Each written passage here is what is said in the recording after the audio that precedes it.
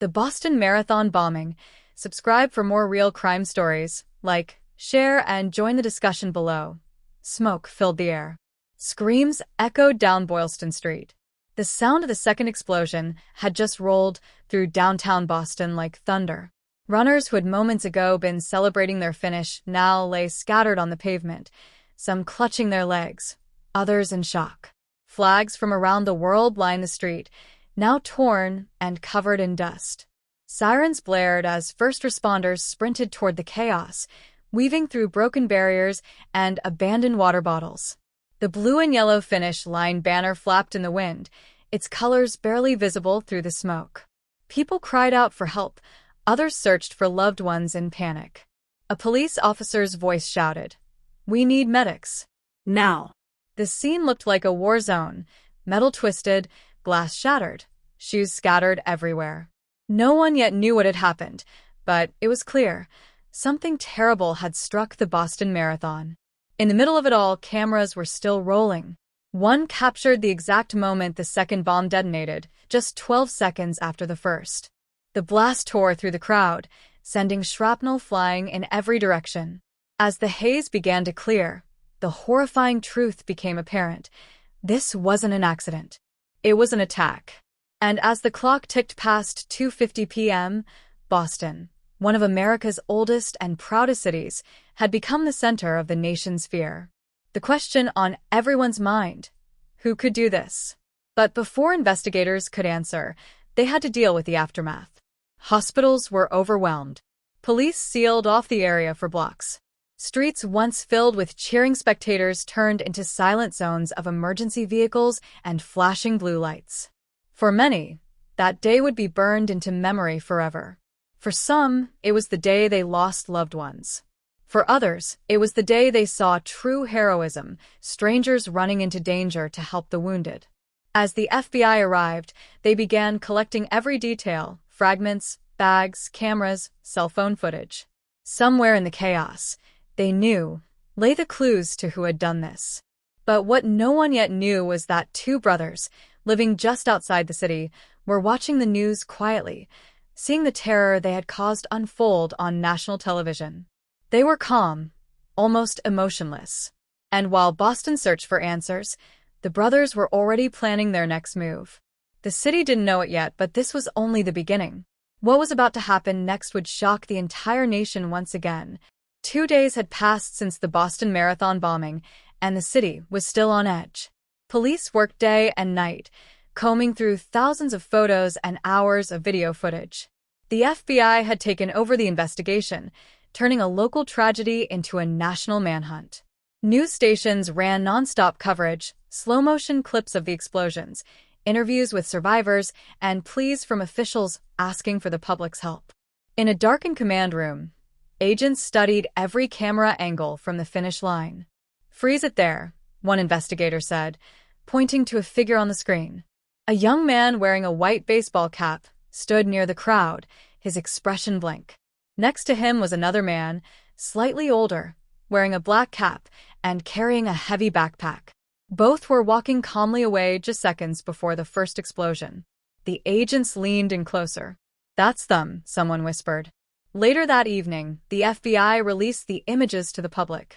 "We're looking for these two individuals," the spokesperson announced. "Do not approach them. They are armed and dangerous." Within minutes, their faces were everywhere, on phones, television screens, and city billboards. Across town, those same two men, Tamerlan Tsarnaev and his younger brother Jakar, were realizing their time was running out. They had blended in for days, even going to class and running errands. But now, their faces were known to millions. Tamerlan turned to Jakar and said coldly, "It's time to leave." That night, they stole a car, beginning what would become one of the most intense police chases in American history. But before that, they made a stop. They killed a young police officer, Sean Collier, as he sat in his patrol car at MIT. It was a shocking act that sent law enforcement into overdrive. The brothers had crossed a line that could not be undone. Soon after, gunfire erupted on the quiet streets of Watertown. Dozens of officers surrounded the brothers' vehicle. Bullets flew, Explosions thundered from homemade bombs they threw toward police. The street filled with smoke, flashing lights, and chaos. When it finally ended, Tamerlan Tsarnaev lay dead, struck by bullets and even run over in the confusion. His younger brother, Jakar, escaped into the darkness, wounded and desperate. Boston was now under complete lockdown. Streets were empty, doors locked, and helicopters filled the sky. Officers went door to door, searching every yard, every shed, every corner of the city.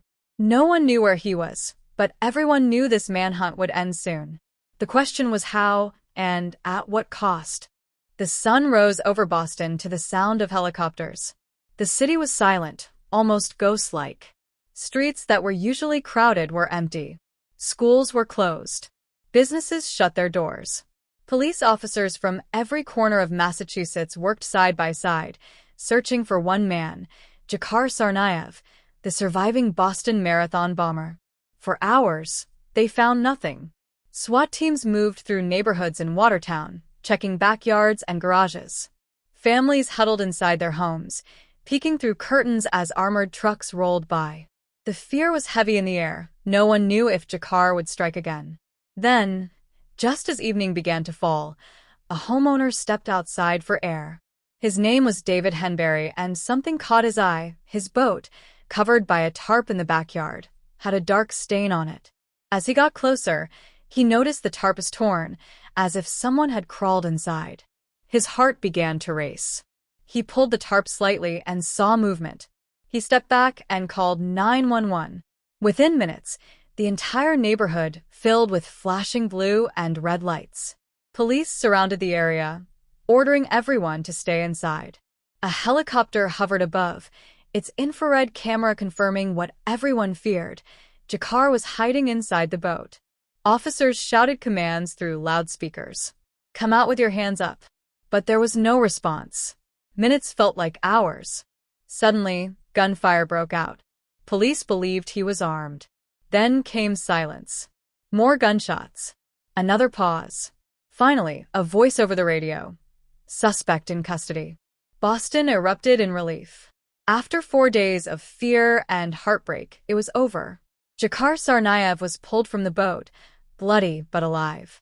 As he was taken away, residents poured into the streets, crying, clapping, waving American flags. The phrase "Boston Strong" began spreading across the nation. In the months that followed, investigators pieced together the brothers' story. They discovered the homemade bombs were built in their small Cambridge apartment using pressure cookers, nails, and explosives. The attack was planned, but carried out with chilling simplicity. During his trial, Jakar showed little emotion as victims' families testified. Survivors spoke about their pain, their recovery, and their determination to never forget. In 2015, Jakar Tsarnaev was found guilty on all charges and sentenced to death. For many, justice had finally been served, but the scars left behind, both physical and emotional, would never fully heal. The Boston Marathon bombing changed the country forever. It reminded America that even in moments of darkness, courage, unity, and compassion could still rise. And as the city rebuilt and the marathon returned the following year, one message stood tall over the crowd, written in blue and yellow. "We run together. We are Boston Strong."